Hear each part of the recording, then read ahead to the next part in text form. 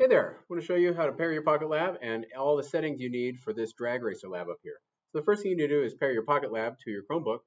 To do that, you go to thePocketLab.com, thePocketLab.com, that is thePocketLab.com with a T, thePocketLab.com, and you're going to click Connect to PocketLab three times.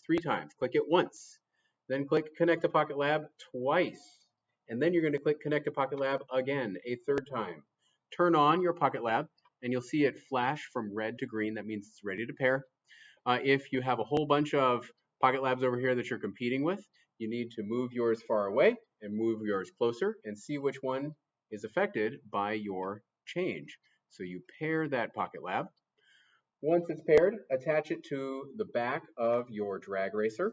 Be sure not to attach any tape on the bottom. That's going to skew your results. So I got my top with the paper clip right here, and my PocketLab I know is paired because when I jiggle it, all those lines get all jiggly. So when I move my PocketLab forwards and backwards, I'm going to put it on the track.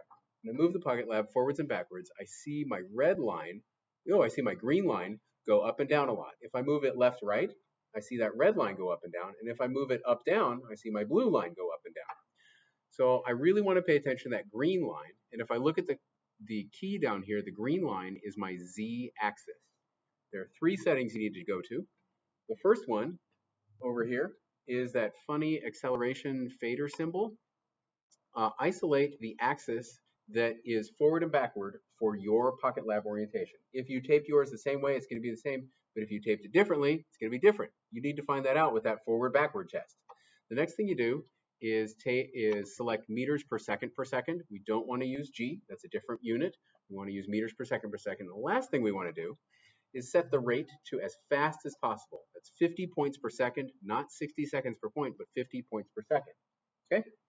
And then here is how we do our test. I'm going to hit record, and then I get my PocketLab ready, and I'm ready to move it. 1, 2, 3, boop, and I stop it. And in general, all of these are going to have the same general form, where here they go flat with the midline, they go up a little bit, and then they go boom, boom, down when I stop it. The only thing I'm interested in is from after it started moving to right before when it stopped moving. So what do we got here? Here's that classic line where it was pretty much not moving at all, and then it started accelerating, and then it slowed down. So I'm going to isolate this by clicking and dragging after it started moving, and I don't want to measure after it stopped moving.